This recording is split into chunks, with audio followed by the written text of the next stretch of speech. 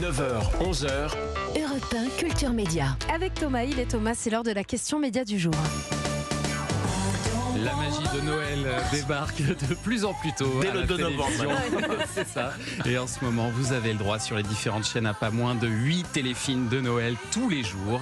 Et les plateformes de streaming sont pas en reste sur ce créneau. Alors pourquoi est-ce qu'on nous propose autant de films de Noël ? Qu'est-ce qui fait leur succès ? On va essayer de décortiquer ce phénomène ce matin avec Caroline Saint-Martin. Bonjour. Bonjour. Vous êtes maîtresse de conférences en écriture et pratique cinématographique à la Sorbonne, enseignante à la Fémis. Guillaume Boutin est là aussi, bonjour. Bonjour. Vous êtes cofondateur de Sens Critique et puis bien sûr, Michael Youn est toujours avec nous parce que vous serez à l'affiche d'un téléfilm de Noël qui s'appelle Super Papa. Qui passe le 13 novembre. Le 13 novembre, voilà, Sur 21h10 sur TF1, c'est en prime, parce qu'il y a aussi des téléfilms de Noël Bien en prime, sûr. au cas où on n'en aurait pas eu assez l'après-midi. C'est votre premier film de Noël d'ailleurs ? C'est mon premier film de Noël. Et alors, je sais pas si je vais devancer les réponses de vos invités, mais quand j'ai demandé pourquoi le 13 novembre, c'est le serpent qui se mord la queue. C'est-à-dire que, comme à Noël, tout le monde en aura vu des téléfilms de Noël, donc il faut les mettre avant. Mais donc, comme tu es au courant qu'il y a quelqu'un qui en a mis un, mettons début décembre, donc tu passes fin novembre, etc. Donc, ce qui fait qu'on se met à passer des téléfilms de Noël en novembre. Donc vous dans savez 10 ans, en juillet. Quoi. Voilà. Vous savez que sur Netflix, ils ont commencé à en mettre en ligne. Le premier, c'était le 21 août dernier. C'est-à-dire que Ah oui, c'est trop tôt. c'est vraiment pour les gens qui vraiment sont amoureux de Noël, ils peuvent démarrer très très tôt.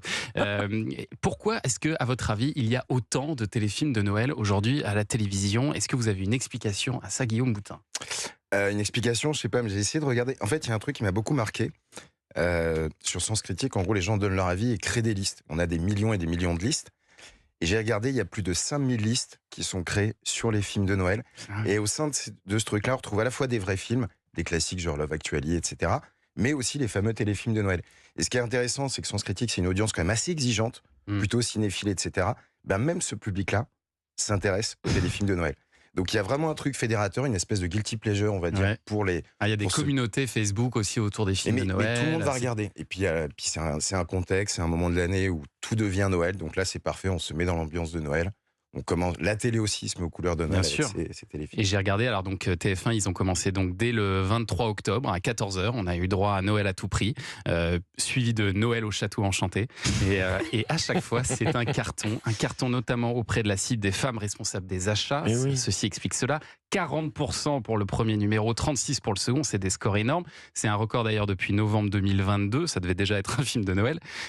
C'est complètement fou ce succès, Caroline Saint-Martin. Est-ce que vous avez une explication ? En fait, on pourrait, c'est plus une intuition qu'une explication, mais on pourrait revenir à l'histoire de la télévision. Et en fait, j'ai un collègue qui s'appelle Dennis Trady qui a pas mal parlé de ça. Et en fait, le patron de CBS, au tout début, quand CBS est encore une radio et ça va faire le passage avec la télévision, il a une idée géniale et il dit, en fait, quand la télévision est éteinte, ce qui se reflète dans la télévision, c'est le salon. Donc, toutes les comédies, les sitcoms vont se passer dans un salon, ce qui fera qu'il n'y aura pas de différence entre le moment où la télé est allumée et elle est éteinte. Et donc, ce qui dicte aussi nos vies, c'est de voir l'ordinaire, et donc l'ordinaire, c'est-à-dire notre salon. Et pour qu'il n'y ait pas de faux raccords, nous aussi, dans nos vies, il y a Noël. Et donc, on va avoir aussi Noël à la télévision, dans notre salon. Il y a un petit effet aussi antidépresseur finalement à regarder ça, ces téléfilms. C'est la magie de Noël, tout est plus sirupeux à Noël. On regarde pas forcément pour le scénario d'ailleurs, c'est plus pour l'ambiance. Quand même. Comme vous y allez, ça dépend desquels. Super Papa, le scénario, super. Oui, certainement, j'en doute pas. Mais c'est vrai que les scénarios sont souvent assez répétitifs dans ce genre d'histoire. En général, c'est une jeune fille qui arrive dans un village, elle connaît personne. Qui est dans une grande ville, qui a fait des grandes études, qui va arriver effectivement dans sa petite ville d'enfance, qui va à un moment rencontrer par hasard un charpentier, Brandon qu'elle avait connu plutôt au collège, etc. Plus jeune, il était pas pareil. Il est resté habiter là-bas, voilà. Mais maintenant, il a une chemise à carreaux, Brandon. C'est ça. En général, il a perdu pas sa les mêmes femme, films de il est Noël. tout seul avec ses enfants. Et voilà, ils vont se disputer. Alors, au début, ils vont s'aimer, ensuite, ils vont se disputer. Ouais. Et à la fin, Il l'empêche de retourner à New York. Et la magie de Noël va rester va avec opérer. lui. Alors, est-ce que vous regardez, vous, des téléfilms de Noël? On vous a posé la question dans la rue. On vous donne la réponse dans quelques instants sur Europe 1. À tout de suite. Culture Média sur Europe 1. Culture Média sur Europe 1 avec Thomas. Il est la question du jour. Thomas, comment expliquer le carton des films de Noël? On est toujours avec Caroline Saint-Martin, qui est maîtresse de conférences en écriture et pratique cinématographique à la Sorbonne, enseignante à la FEMIS, Guillaume Boutin, cofondateur de Sens Critique, et Michael Youn, alors qu'on retrouve ce soir pour le Morning Night, mais surtout comédien dans Super Papa, film de Noël en prime sur TF1 le 13 novembre. Avec Jennifer, Virginie Hoc et Ludovic, par exemple. Là, il y a un budget, un scénario original. Vous avez tourné un film comme les autres, Oui, en fait. oui, Vous n'avez oui. pas eu l'impression de tourner un film Pas du tout. plus Ouais, cheap ouais. ou voilà. Non, pas du tout. Ouais. C'est juste un peu plus court en termes de jours de tournage. Ah oui, Qu'un- c'est plus qu'un- rythmé. Oui, il faut sortir un peu plus de texte. Quoi. Voilà. Ouais, Là, il faut c'est ça. l'apprendre, monsieur. C'est ça, faut bosser. Ouais, alors, on vous a demandé justement dans la rue, est-ce que vous regardez les téléfilms de Noël? On écoute vos réponses. Alors les deux, je regarde mais je considère que c'est de la merde, mais j'aime bien parce que c'est divertissant, c'est sympa, ça me met dans l'esprit de Noël. Mais c'est vrai que bon, d'un point de vue scénario, d'un point de vue jeu d'acteur, c'est pas bien, mais c'est divertissant. Moi, je les regarde quand je suis par hasard devant la télé. Sinon, j'avoue que j'aime bien les comédies plutôt classiques, The Holidays, enfin ce genre-là, quoi. Bah, c'est vrai que vu que c'est la période de Noël, j'aime bien regarder parce qu'il y a de la magie de Noël, c'est autour de Noël, c'est décoré, donc il y a une bonne ambiance dans ces films. Il y a toujours une belle fin, donc c'est bien. Bah, en soi, l'histoire elle est assez simple, le film il est court. Il y a un début, il y a une fin, même si l'histoire sont un peu clichés, honnêtement, bah, voilà quoi, c'est attractif, ça me distrait. Alors avant, je les regardais beaucoup parce qu'il y avait vraiment ça donnait vraiment une super ambiance pour les fêtes, etc. Maintenant, je dois avouer un petit peu moins, sauf si j'ai vraiment du temps à perdre. Moi, j'avoue que je trouve que c'est un peu tôt. Moi, j'aime bien, mais commencer au mois d'octobre, c'est trop tôt. C'est abusé de commencer au mois d'octobre.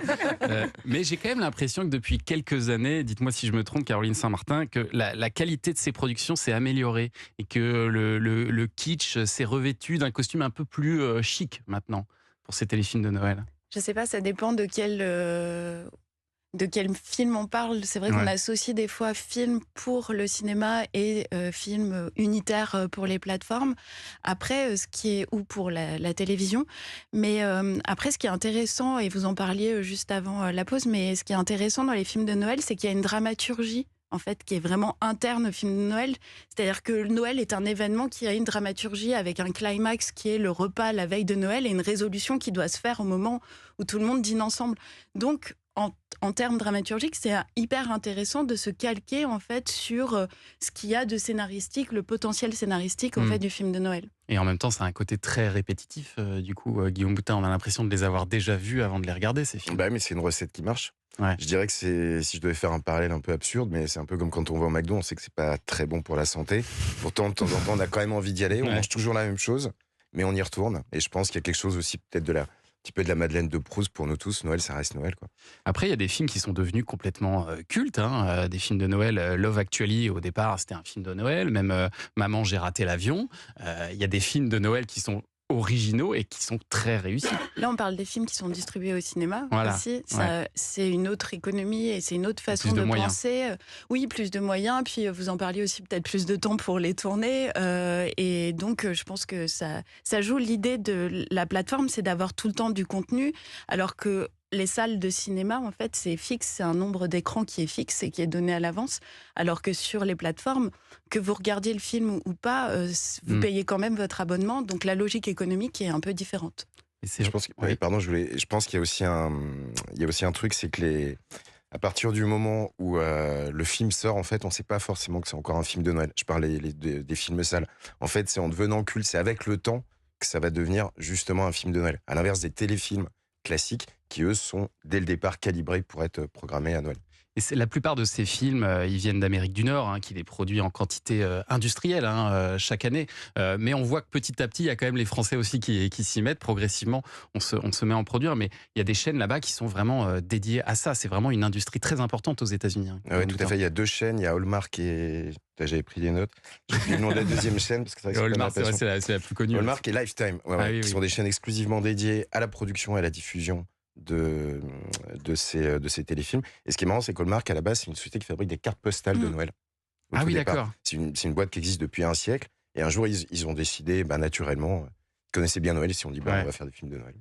Puis alors on note quand même une petite évolution depuis quelques années avec quand même des familles recomposées, des couples mixtes, parfois aussi un peu de second degré dans ces téléfilms. Est-ce que vous êtes autorisé un peu d'humour, vous, Michael Youn? C'est une comédie de Noël drôle. Oui, c'est ça. C'est l'histoire d'un papa, un petit peu comme Mel Gibson dans Ce que veulent les femmes, sauf que lui, c'est pas les voix des femmes qu'il entend dans sa tête, c'est les voix des ados. Et évidemment, il a une famille un petit peu dysfonctionnelle, il s'entend pas très très bien avec son fils, et donc il va se mettre à entendre toutes les voix des ados et il va essayer de résoudre les problèmes comme ça. Ouais.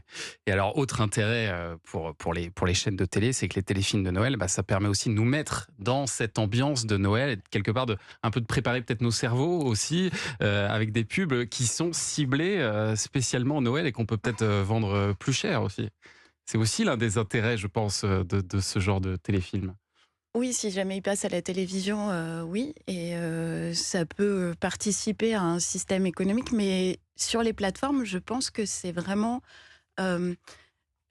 un fonctionnement en fait qui est un peu différent et le genre est vraiment important dans le choix de l'utilisateur et il faut renouveler ce genre constamment, enfin ces catalogues constamment par genre au cas où, puisqu'on ne sait pas à peu près quels vont être les films qui vont être vus par les téléspectateurs et les spectateurs des plateformes. Donc il faut toujours en fait qu'il y ait du contenu neuf et on s'attend à ce qu'il y ait des nouveaux films de Noël chaque année qui fait partie d'un genre en soi maintenant. C'est ça, c'est devenu un genre en soi, le film de Noël. Et puis peut-être que l'année prochaine, ça démarrera dès le mois de septembre. Parce qu'après tout, voilà, on n'est jamais rassasié. Comme il n'y a pas vraiment de film sur la Toussaint, on pourrait commencer les films de Noël en septembre. Je crois que ce serait normal. C'est la réclamation qu'on va faire ce matin aux dirigeants de chaîne. Merci beaucoup à tous les trois d'être venus ce matin. Caroline Saint-Martin, maîtresse de conférences en écriture et pratique cinématographique à la Sorbonne. Guillaume Boutin, cofondateur de Sens Critique. Et puis bien sûr, Michael Youn. On vous retrouve donc le 13 novembre sur TF1 dans Super Papa aux côtés de Jennifer et puis ce soir sur M6 à 21h10. C'est de plus en plus tard. Et oui, parce qu'il y a Maison Malin, conseils pratiques, météo, pub, repub. C'est un peu comme sur Europe 1, vous savez. Il y a de la pub sur Europe 1 Ouais, toutes les 5 minutes, mais pas longtemps, mais toutes les 5 minutes. Je l'ai pas noté. Le Morning Night. On va surtout savoir ce soir qui aura son visage sur la façade d'M6. Moi, je le sais déjà. Et qui sera en paquet de saucisses. Moi, c'est surtout ça que je veux savoir. Vivement ce soir pour ce bon moment de lâchage collectif. Merci d'être venu ce matin à ce micro, Michael Youn.